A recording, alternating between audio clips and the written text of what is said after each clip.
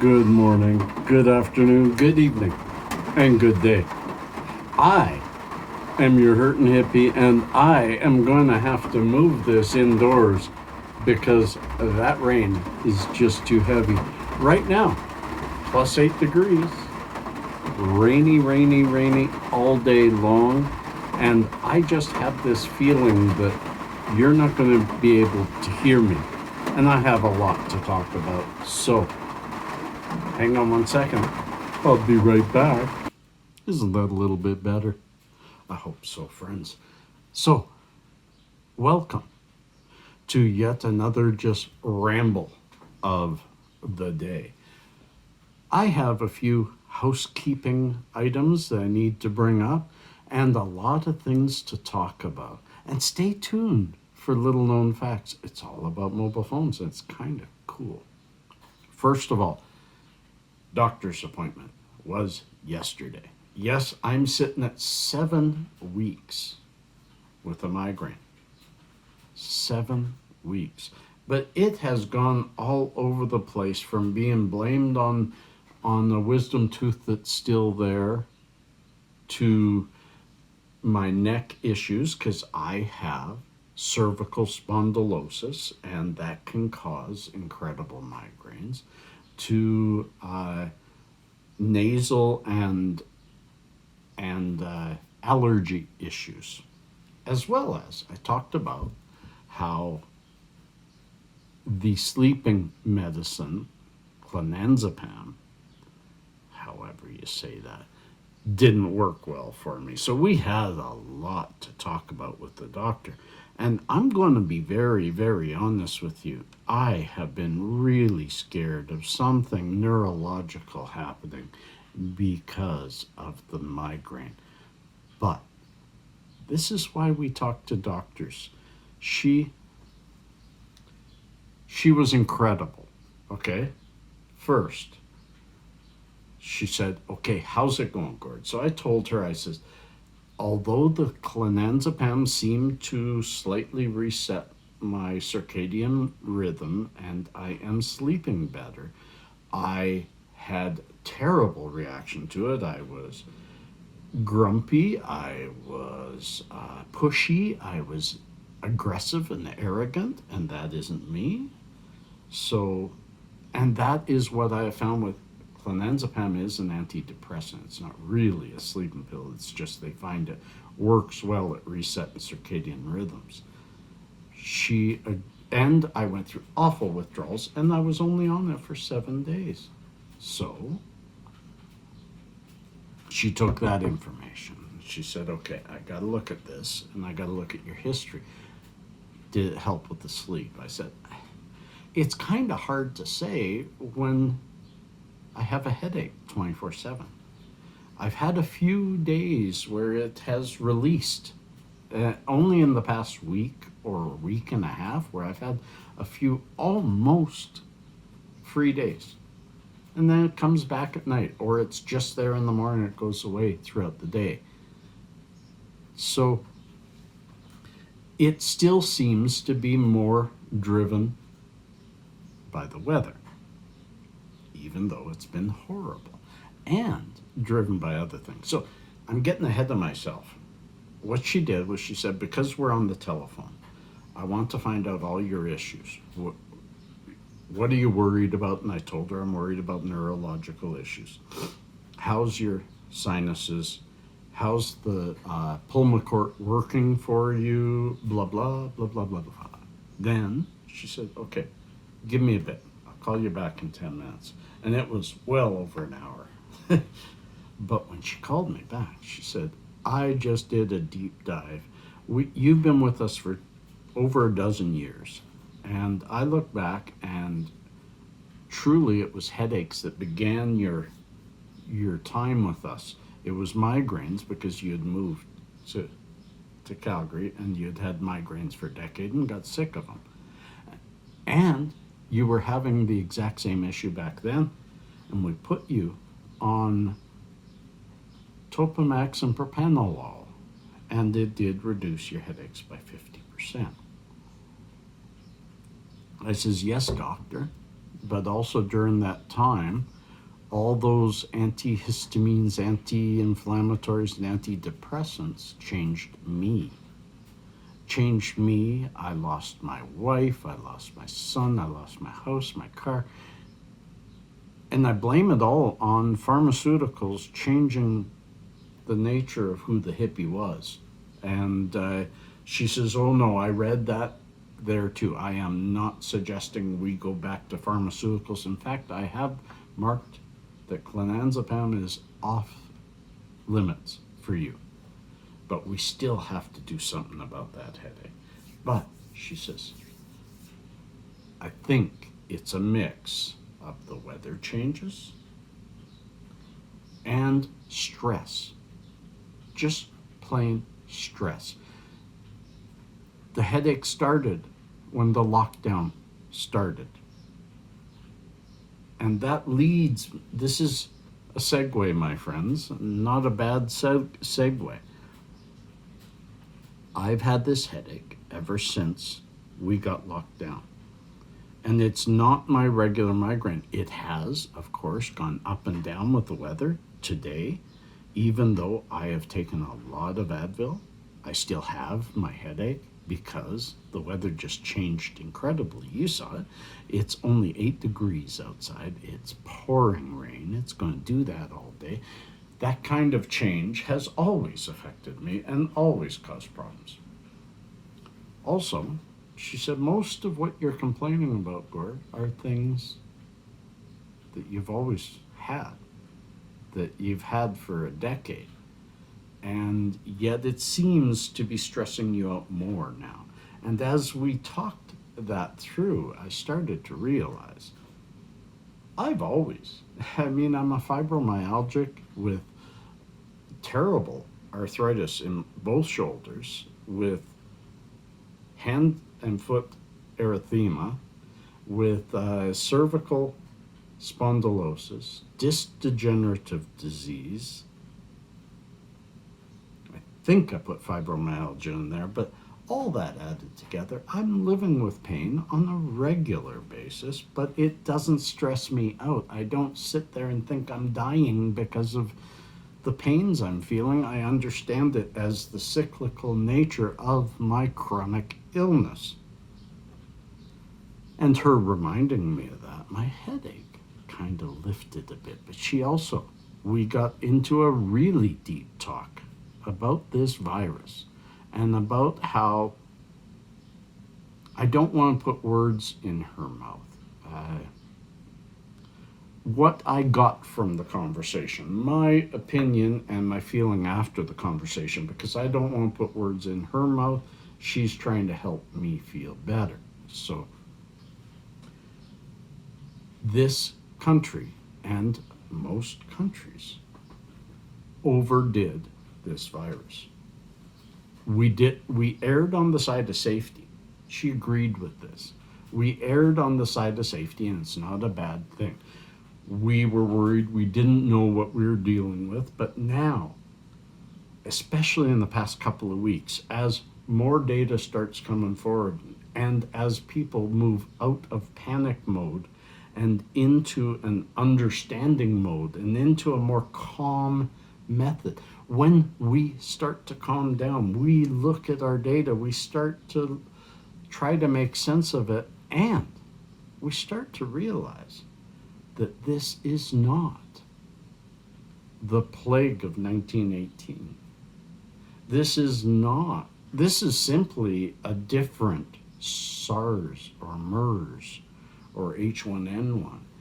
It's a new issue out there that we need to deal with on a regular basis. But it is, although it had its flood through society, when we start comparing countries like Sweden, who left their kids in school, they did not lock down anything. They said, let's live with it, let's ramp up our hospitals, let's do the best we can. They lost one child,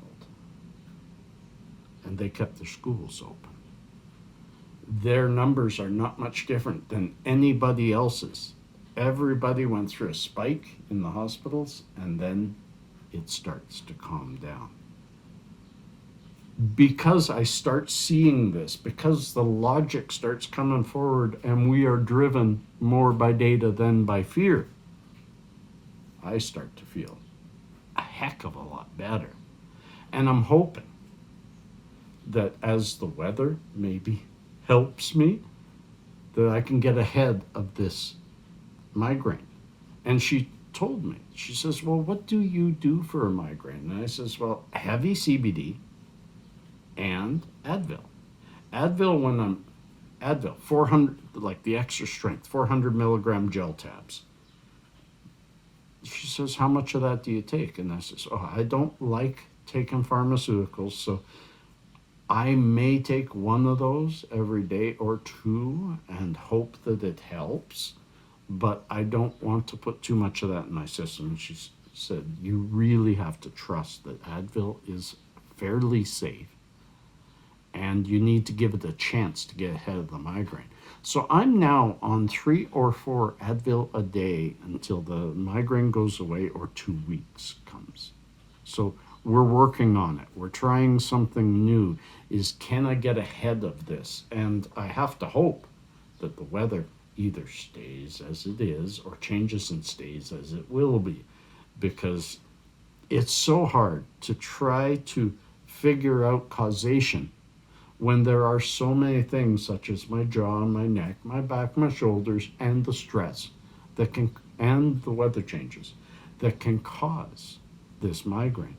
That there might be 5 or 6 causes, and just every time the migraine goes to go away, a new cause comes in and affects it slightly differently. It definitely is stress related, because I do feel a little better now. I am going to be changing this channel, and that's the segue, is I'm coming into this realization. I have kept out of the, I don't even know how to say it. I stay clear of difficult issues. I stay clear of standing on the right or the left, because I don't want to upset anybody. That's the hippie in me. But I need to find a way, because ignoring society's swing to the very far left is no longer acceptable to this hippie, because the left that I grew up as a hippie loving the left is no longer the left. They are the far left, socialist, controlling country. And we as people need to start taking our freedoms back. I agree that we needed to lock down. We needed to see what is appropriate and how do we handle this before we lose a lot of people. But now that we know and can compare and can see that it is, in some age groups, slightly worse than the flu, and in other age groups, the flu is much worse than it, now we can start to reopen society and look at who are at risk, who are the highest at risk for this and for other things, and start looking at how do we manage the risk to those at-risk people better.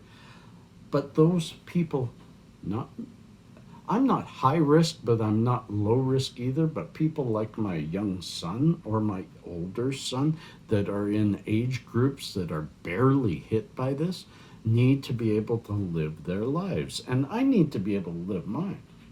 I now know that I can go almost anywhere, and as long as I'm wearing a mask and not touching a lot of things and washing up good, I'm likely to be safe from it. And even if I catch it, my likelihood of being horribly sick is still at under 60, and only a little bit under 60, fairly good. Again, bear with me, there is little known facts at the end. Yes, my videos are changing. I am going to be more open. We need to look at things like, there was a guy in Tim Hortons in Eastern Canada fined for sitting in his car under the Emergency Measures Act. We should not be punishing people for trying to survive through this pandemic as we slowly start to open up again. We need to look at, yes, we curtailed some freedoms, but we don't need to criminalize those who decide to take the risk upon themselves. If I want to go swimming in the rain in my underwear, no, I guess there are some laws against that. If I want to do stuff that's risky for me, such as skydiving, such as eating some blowfish, things like that, we have not made those illegal. Nor should we. Scissors kill people, but scissors also work. So we need to start taking back reality before the socialism sets in and we no longer have those rights to fight to get the other rights back. While we have some of our rights of protest and rights of free speech, we need to stop being quelled and exercise those rights. That's what I want to say. I'm just looking at my notes, friends. That's what I want to say. My live show is changing. There won't be a live show tomorrow because I have Pasha here. He has school at the same time as my live show. So there'll just be a continuation of this. And I'll do the live show probably Monday morning.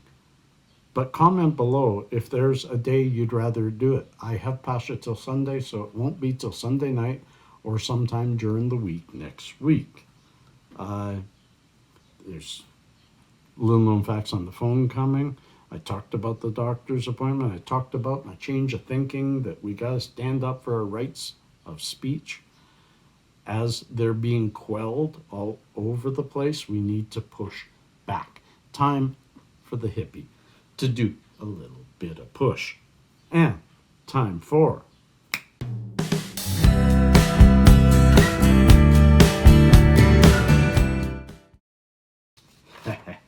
little known facts, friends.